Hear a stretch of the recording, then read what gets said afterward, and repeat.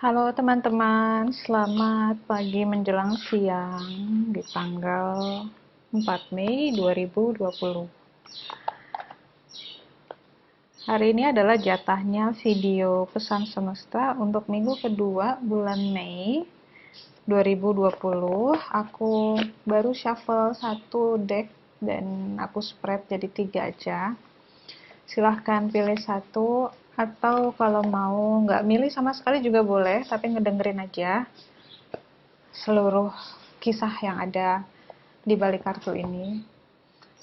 Aku masih mau shuffle, so take your time untuk berpikir, atau kira-kira kartu mana yang kelihatan paling bercahaya atau paling memanggil diri kamu. Ini sifatnya general, tapi as usual, ketika kamu klik video ini berarti ada yang mungkin mesti kamu dengarkan, meskipun itu nggak selalu uh, nyambung dengan keadaan kamu sekarang.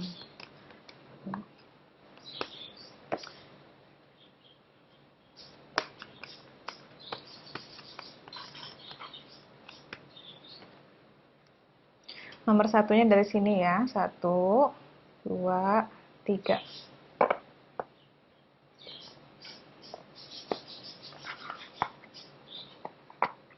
Sengaja aku coba bikin 3 dan hanya pakai 2 deck biar pembacaannya lebih fokus, lebih ringkes. Maunya sih gitu, setiap baca kartu pengennya sih fokus dan ringkes, cuman pada prakteknya kadang-kadang harus ngomong lebih banyak dari yang aku inginkan. Udah ya, jadi aku baca dulu nomor 1. Kamu dapat kartu enjoyment. Nih, lihat baik-baik gambarnya, ada bunga, banyak warna pink, ada warna kuning, jadi ada keceriaan di sini. Sesuai dengan judulnya, enjoyment itu artinya kenikmatan, kesenangan lah. Kalau di sini aku lihat striving and pushing makes life into endless hard work. Jadi selalu berusaha dan selalu bekerja keras itu membuat hidup menjadi tidak lagi menyenangkan. The more you are inviting love to take over, ya. Jadi kalau yang udah lama lihat aku pakai kartu ini, kalian pasti sadar ada kata love banyak sekali di sini, dan love di sini selalu ditulis dengan huruf besar L-nya, ya. Itu artinya dia di sini dia memakai love ini untuk menggantikan Tuhan. Ya, jadi dia tidak pakai kata God, tapi pakai love. Kadang-kadang di kartu itu juga banyak banget. Kadang Tuhan itu diganti dengan kata divine. Itu sekilas info aja.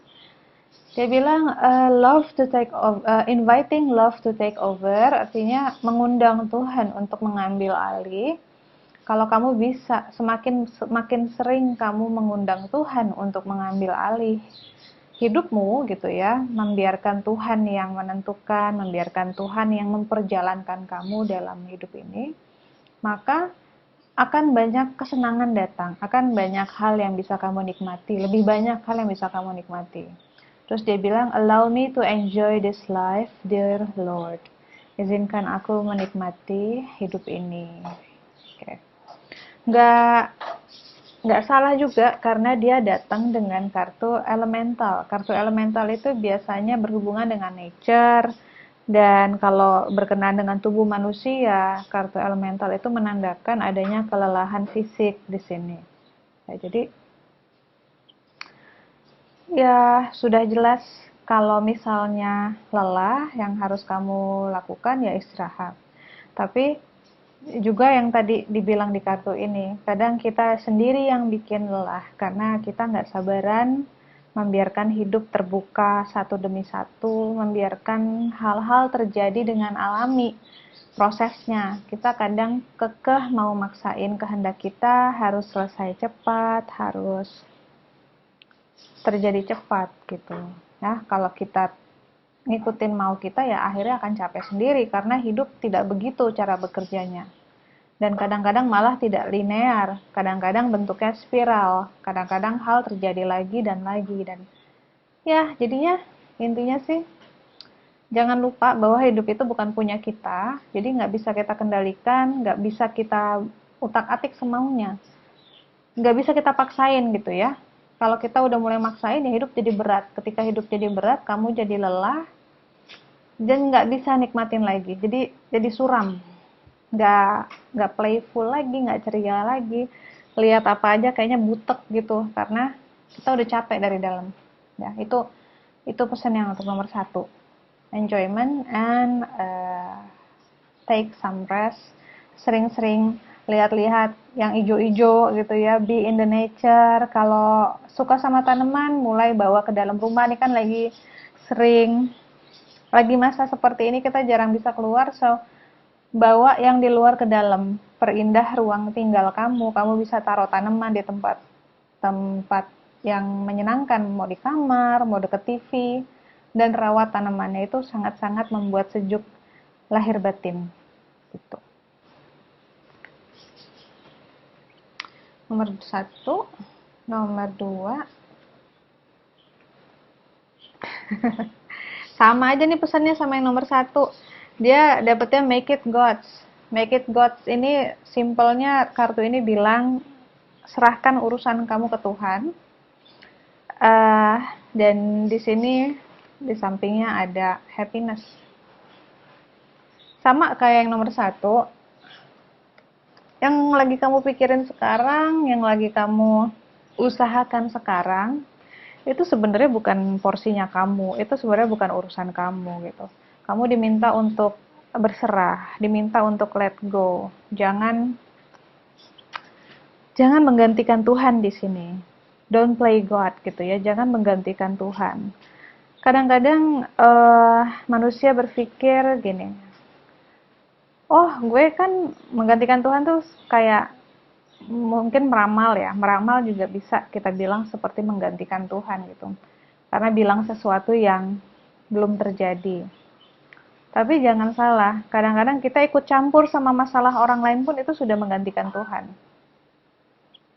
Kadang-kadang kita menghakimi ya, sesimpel kita bilang bahwa orang itu salah, itu sudah menggantikan Tuhan. Karena yang bisa menilai seseorang sebenarnya hanyalah Yang Maha Kuasa.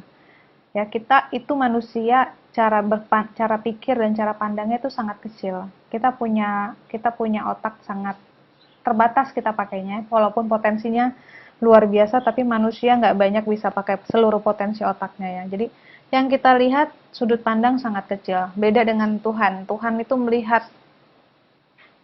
melihatnya lengkap, 360 derajat.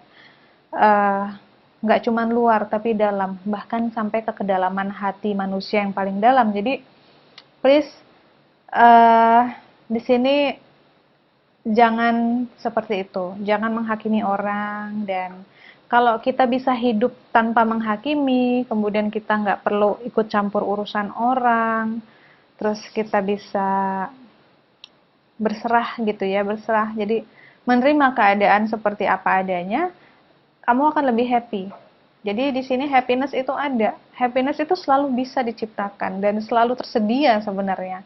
Hanya akan nggak kerasa kalau kita kebanyakan memainkan peran sebagai Tuhan di dalam hidup kita maupun hidup orang lain.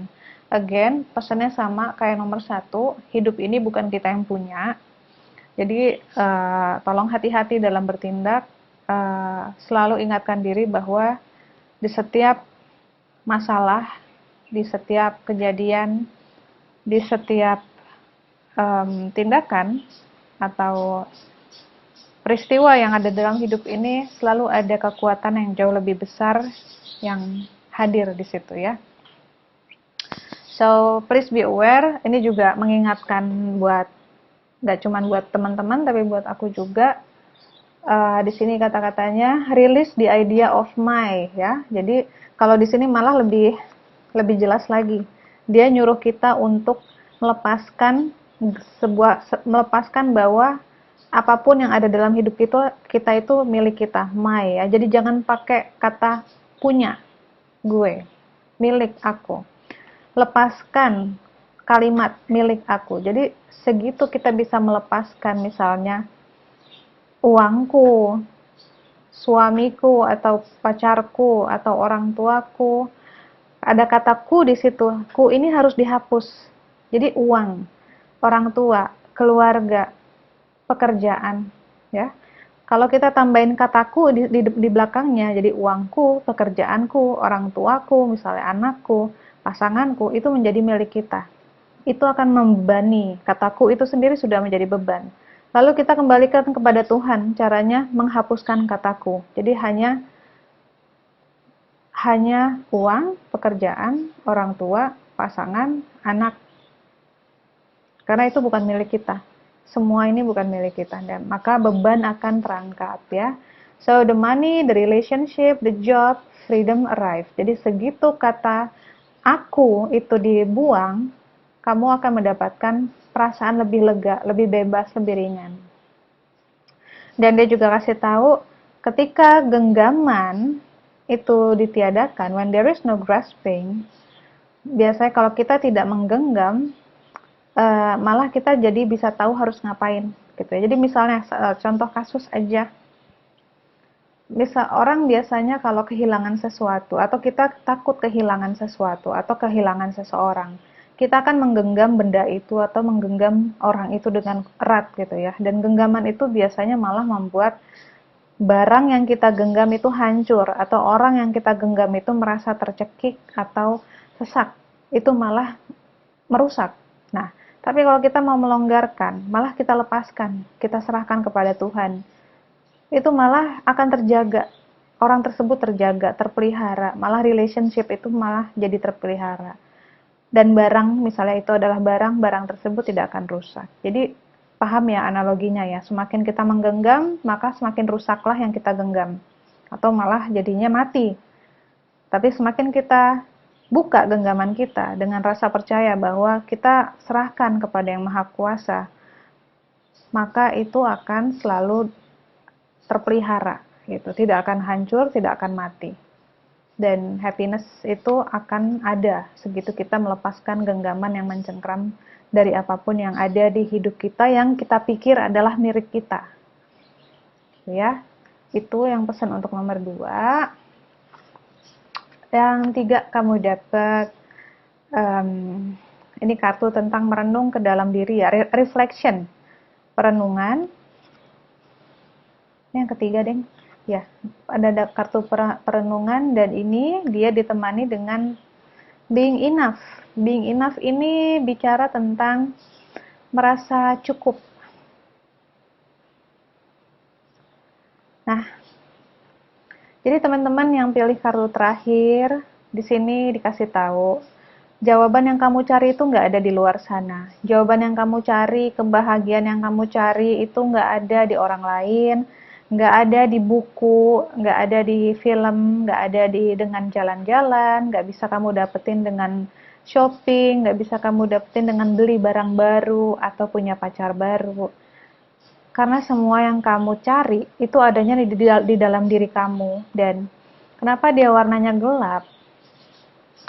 Ini mewakili emosi yang memang gelap, emosi-emosi yang kita hindari, seperti kesedihan atau luka batin atau rasa marah, ya. Padahal ya memang di sini gelap ya. Padahal kalau kita memberanikan diri, mau menyelam lebih jauh lagi, justru di sini ada kebijaksanaan. Inilah yang kamu cari selama ini. Inilah yang bikin kamu nggak pernah ngerasa puas sama hidup, nggak pernah ngerasa damai. Kayaknya gelisah terus, kayak ada sesuatu yang kurang. Kok gue kurang ini, kurang itu. Kamu pikir kamu kurang cantik atau kurang ganteng, kamu pikir kamu kurang kaya, kamu pikir kamu kurang temen, kesepian, atau butuh pacar, atau kamu pikir kamu kurang belajar gitu kan, pengen sekolah lagi, padahal itu nggak kurang. Masalahnya kamu nyarinya tuh ke tempat yang keliru ya. Perasaan cukup itu adanya di dalam sini. Jadi ya memang satu-satunya cara ya memang harus luangkan waktu merenung dan mau jujur bahwa selama ini ada banyak mungkin ya kemarahan atau banyak eh, perasaan sedih yang tidak pernah kamu mau rasakan. Jadi dia tersimpan di dalam diri kamu. Karena untuk merasakan itu semua itu menyakitkan dan menakutkan. Nah, sekarang kalau kamu sudah siap menemukan kebahagiaan yang sejati gitu ya, biar nggak keluar-keluar kabur-kaburan terus cari kebahagiaan yang palsu, coba kamu duduk dan renungkan, bukan renungkan, tapi panggil perasaan nggak enak itu. Undang ke permukaan dan if you have to cry, then just cry. Kalau memang harus nangis, ya nangis. Kalau kamu harus marah, marah dengan baik. Kamu bisa tulis coret-coret di buku atau ungkapkan dengan kekesalan kamu misalnya kepada orang yang kamu percaya ya, sebagai teman yang bisa mendengarkan ya, teman yang mau mendengarkan, bukan teman yang ngejudge. Atau kalau nggak ada teman, tulis di buku. Keluarin itu, rasain semua amarah, rasakan semua kesedihan, karena emosi-emosi ketika sudah kita rasakan, dia akan pergi. Yang bahaya adalah manusia kadang tidak mau merasakan itu. Kita nggak mau tuh ngerasa sedih, kita nggak mau merasa marah, karena menyakitkan. Karena takut dianggap lemah ya kalau kita merasa sedih. Jadi kita kubur itu dalam-dalam, akhirnya jadi penyakit. Dan akhirnya cahaya jiwa ini, kebahagiaan sejati ini, atau apapun ini yang memang kamu harus gali, tidak pernah kamu bisa temukan. Gitu. So, being enough ini artinya kamu tuh sebenarnya sudah terlahir utuh dan cukup tanpa kekurangan apapun. Cuman ini tidak pernah bisa dirasakan. Karena inti dari rasa cukup itu ada di dalam dasarnya sumur kegelapan ini. I know it sounds hard, kayaknya kedengarannya susah banget ya, tapi ini bisa dilakukan. Setiap manusia punya pilihan untuk melakukan ini. So, jadilah manusia yang berani, sehingga kamu bisa masuk ke kedalaman jiwa kamu dan temui ini. Jangan kabur-kaburan terus. Kabur itu, eskapisme itu, apapun bentuknya tidak ada yang sehat. Hanya akan menambah kegelapan. Makin numpuk gelapnya di sini, makin lama. Jadi proses diri kamu sendiri, inner work itu penting. Ini bisa dilakukan dengan banyak cara, bisa dengan meditasi, bisa dengan duduk lalu memikirkan hal yang mengganggu. Tapi kali ini pikirin dengan lebih netral. Anggap kamu penonton dan biarkan perasaan-perasaan kesel, marah, sedih itu naik ke permukaan, lalu benar-benar kamu rasain dengan maksimal ya, rasakan dengan maksimal. Lalu lihat ada apa sebenarnya di balik perasaan itu. Oke, thank you for watching. Semoga pesan ini bermanfaat. Silakan share kepada orang lain yang mungkin belum subscribe. Silakan like kalau kamu merasa kamu suka pesan itu. Dadah!